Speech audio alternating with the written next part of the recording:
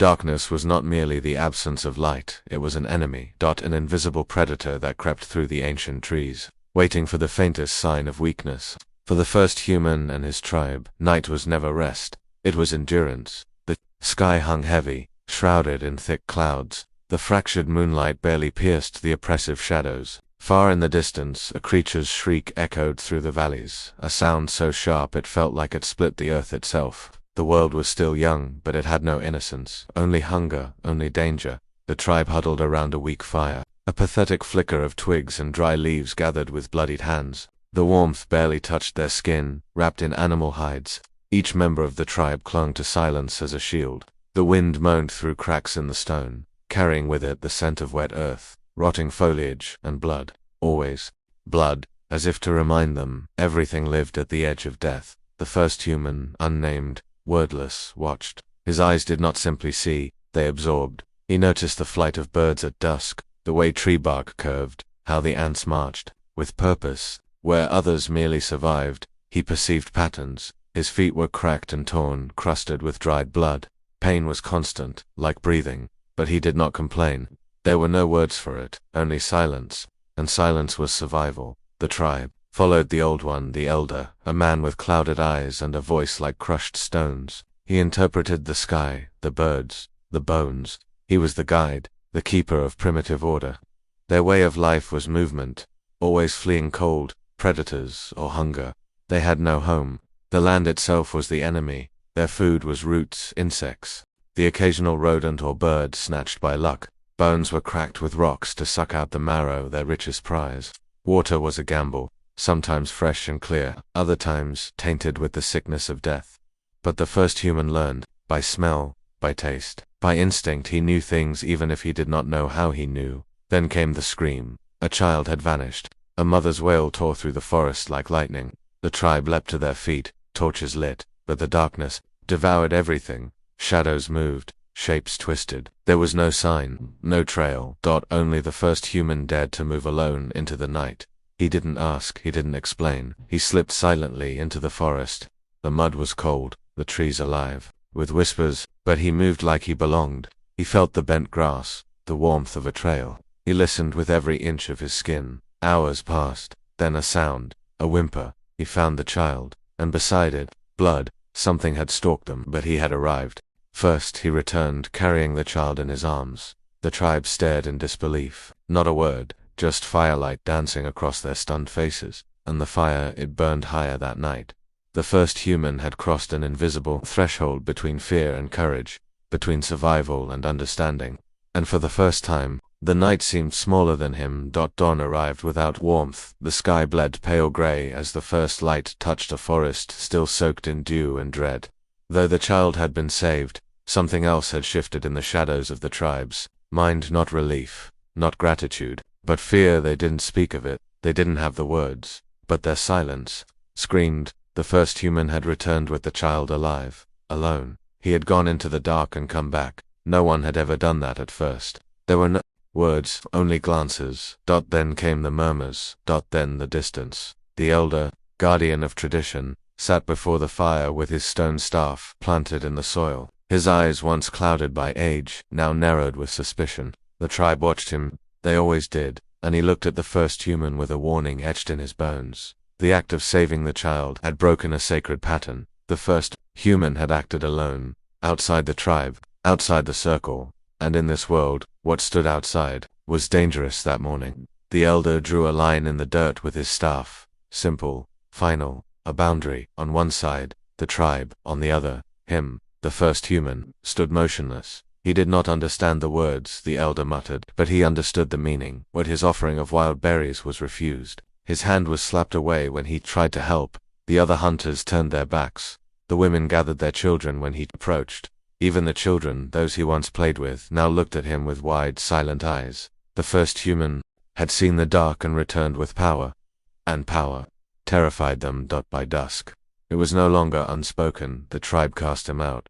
The elder raised his arm, pointed to the forest, grunted a word like thunder through his throat. Two. Dumb, not language, not yet. Clear as the sky. Exile. The first human did not fight. He did not plead. He simply looked into their eyes, each one, and turned toward the trees.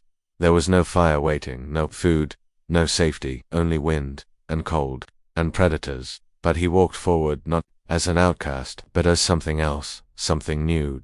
And so, for the first time, the first human walked alone, not as a victim, but as a question the world could not yet answer. Alone. That word had no name yet. But the first human now wore it like a second skin. The forest swallowed him whole. The canopy above blocked out the sun, and with each step, the air grew colder, thicker, saturated with the scent of moss, rot, and the distant stink of meat long dead. There were no voices, no footsteps behind him, only the crunch of leaves beneath his bare, wounded feet. 3 days passed. He had eaten nothing. Roots he did not recognize were bitter and dangerous. He gagged on berries that turned his mouth numb. Even the insects avoided him. His body weakened, muscles tightened, trembled. Hunger became a fire in his gut, gnawing like a beast. Nights brought something worse than hunger. Cold. The kind that crawled inside the bones, stole the breath, and whispered of death in every exhale. He wrapped himself in leaves, in mud, in shredded bark. Nothing worked. His teeth chattered until his jaw locked. His hands, once tools, became claws, stiff and useless. But worse than cold was sound. On the 4th night, they came, wolves, or things like wolves. Their howls echoed between the trees like ghosts wailing for the dead. Yellow eyes flickered through the undergrowth. He knew they smelled him, the blood from his cracked knee, the sweat of fear. He climbed a tree, slow, silent, shaking. He waited. Hours passed. Below him they circled, waiting to. He did not sleep. He did not blink. He endured. By dawn, they were gone, but something else appeared on the horizon. Light, not from the sun. Fire, far away, flickering behind a stone ridge. The same fire he had once seen from the treetops. It burned in a place no one from his tribe had dared to reach. It called to him. He began to move, limping, crawling, dragging his body forward. His breath was a rattle. Fever burned behind his eyes. His skin broke into blisters. He fell, rose, and fell again. And then, water, a thin stream running through rock. Cold, clear. He plunged his face into it. Drank until he choked. It saved him. He built a shelter with shaking hands, branches, leaves, and mud. Crude, fragile, but enough. Then came a new sound. Crack, tap, hiss. Not animals, not thunder. Rhythm. Intent. The first human followed it, slowly, silently, and he saw them. Others, not his tribe, but human, gathered around fire, working stone, sharpening spears, laughing, with noises and gestures he did not understand but recognized. Cooperation. They had fire, they had tools, they had knowledge. But he did not approach. He watched. He studied. And in the solitude of the forest, he began to imitate. He collected dry twigs, rubbed them, struck stones, over and over, failure after failure, until one night, a spark, a faint ember, a breath, a flame. His eyes widened. His chest heaved. He had made fire, not stolen, not begged. Created. For the first time, the forest bent to his will. The darkness fled from him. He was no longer prey, no longer exiled. He was becoming something else entirely. The earth, once chaos, now held the beginnings of order, and the first human held it in the palm of his soot-covered hand. The fire crackled, not just as warmth, not just as light, but as a revelation, a miracle born from nothing but sticks, breath, and will, and yet it was his. The first human crouched beside the flame he had created, eyes wide with awe. The orange light danced across his face, flickering. In his reflection on a pool of water, his hands trembled, not with fear, but with something new, something unspoken. Power. He fed the fire carefully. Dry leaves, shaved bark, thin twigs. It grew. And with it, so did he. That night, predators crept near again, silent, hungry, but this time, they stopped at the edge of the light. Their eyes gleamed from the brush, but they dared not cross. The fire protected him. He was no longer meat. He began to experiment. A thick root roasted on the flame lost its bitterness. A chunk of meat from a bird he had caught, now singed, blackened, smelled rich, deep, alive. He tasted it. His eyes widened. The flavor was transformation. Then came tools. He remembered how the others had struck rocks, how their hands moved with rhythm. He found 2 stones, one sharp, one round, and mimicked their actions. The sound rang through the forest like the pulse of some sleeping god. Stone cracked. A flake fell, and in his hands, it cut his skin, not with malice, but with precision. He bled. He grunted. And he learned. In the days that followed, His world expanded. He carved points into sticks, shaped rocks into blades, created snares from twisted fibers, scratched marks into bark, not words, not yet, but symbols, reminders, memory, and then, one evening, something changed again. He found a track, huge, deep, fresh, a beast, larger than any he had hunted, not predator but prey, slow, powerful, full of meat, a mammoth. He followed. He observed. The beast grazed near a ravine. Its size was colossal, but it moved with softness, unaware. The first human crouched behind a boulder, heart pounding, his breath misted in the cold air. Then the idea, not to face it, to trap it. He surveyed the slope, loose rocks, a ledge, a place where weight could collapse the earth. It was the first plan, the first strategy, not instinct, intention. He worked for hours, silently stacking stones, weakening the edge of the slope. Then he waited. 1 day, 2, 3. When the mammoth returned, he was ready. A thrown stone startled the beast. It ran blindly, right toward the trap. The ledge crumbled. The mammoth fell. It didn't die instantly. Its cries shook the ground. But the first human did not hesitate. With his stone blade, he climbed the fallen beast and struck. Again and again. When it ended, he stood over the massive corpse, soaked in blood, lungs burning, body shaking. But he was victorious. Meat, bone, hide, grease, fuel. He had not just survived the world. He had bent it. He cooked. He carved. He wrapped himself in the beast's skin. He marked the site with stones. And in the firelight that night, his eyes did not reflect fear. They reflected vision. The first human was no longer just a wanderer in the chaos. He was becoming its master. One thought, one flame, one breath at a time. It began with a scent on the wind, smoke, not his own, and something else. Beneath it, the sour tank of sweat, old blood, ash. Humans, they had followed him, not the firemakers he had watched from afar, but his old tribe, the ones who cast him out. They had wandered into the valley he now called his own, drawn by the smell of meat, by the drifting smoke of a fire too strong to be natural.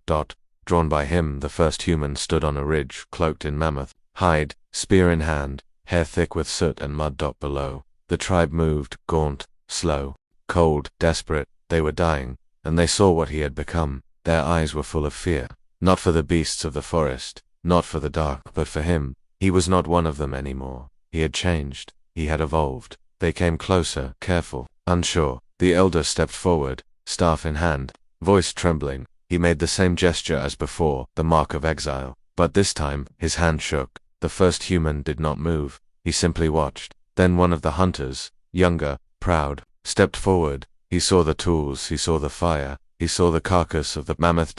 And he wanted it. Jealousy, fear, panic. The hunter shouted, a guttural cry of dominance, and charged. The first human didn't run. He lowered his body, braced his spear, and waited. Every moment of pain, every night of cold, every drop of blood had brought him to this. He had fought the forest, fought hunger, fought death, and now, he would fight man. The impact came like thunder. They crashed, rolling in dirt, fists and teeth and fury. The hunter grabbed his hair, drove a stone toward his chest, but the first human twisted, redirected, bit, a blur of sound. Grunts. Blood. Bone. And then silence. The hunter lay still, breathing but broken. The first human stood. The tribe stared, frozen. Then slowly, one by one, they dropped their weapons. They stepped back, not out of respect, out of understanding. They had witnessed something they could not name. Not strength, not rage, dominion. He had faced death, not in the jaws of a beast, but in the gaze of another human. And he had survived again. But he did not kill. He turned, walked back to his fire, and sat. He cooked his meat, ate in silence, and the tribe, they did not leave. They watched, waited. They were ready to learn. That night, the first human did not lead with words, but with presence, not by asking, but by showing. And for the first time in human history, power came not from fear, but from knowledge. The days that followed were different. That the wind still whispered through the trees. Predators still prowled beyond the firelight. The cold still crept in with the dusk. But something fundamental had shifted. The first human was no longer alone. The tribe, once distant, once hostile, now watched his every movement with reverence, not fear, not worship, but recognition. They began to imitate. He showed them how to shape stone, not with brute force, but with intent. He guided their hands, silently, as they struck flakes from flint, as they carved edges into bone, as they bound sharpened rock. 2 wood with sinew and ash. They listened, they tried, they failed, they tried again, and slowly they learned. The fire, once seen as a mystery, became a tool, a weapon, a hearth, a heart. Under his guidance, they built the first shelter, not a cave, not a hole in the earth, but something made. Branches, woven, hides, stretched, stones placed in deliberate circles, a place to return to, a place to become human in. With every passing day, their world grew larger. Language began to form, not full words, but patterns, sounds with shared meaning. The first human did not speak the most, but his actions spoke louder than any voice. He led them to hunt, not in fear, but in formation. He showed them the mammoth paths, the safe water, the bitter roots that could heal fever, and when a child burned her hand on the fire, he showed her how to use mud and leaves to soothe it. He was not a chief, he was not a god, was the first to become more. The seasons changed, the trees shed their leaves. Snow kissed the earth, and still they endured, because now they had memory, not written, not spoken, but passed on through gesture, through rhythm, through the way hands moved over stone, the way eyes searched the horizon. One evening, the first human sat alone, overlooking the valley. Smoke curled upward from the shelters below. Children laughed. Near the fire, elders slept without fear. He held in his hands the same stone blade he had carved so many moons ago. It was worn now, dulled, cracked, but it still fit, still held its edge like he did. Above, the stars burned, and he understood, in some deep, wordless part of his soul, this was not the end. This was the beginning. Others would come, others would rise, they would carry what he had discovered across rivers, across mountains, across generations. Fire, stone, knowledge, will. His legacy was not a monument, it was a direction, the first spark in a long chain of light stretching across the dark corridors of time. And so the first human did not vanish into the earth as beasts do. He became something eternal, the one who stood first so that others could follow.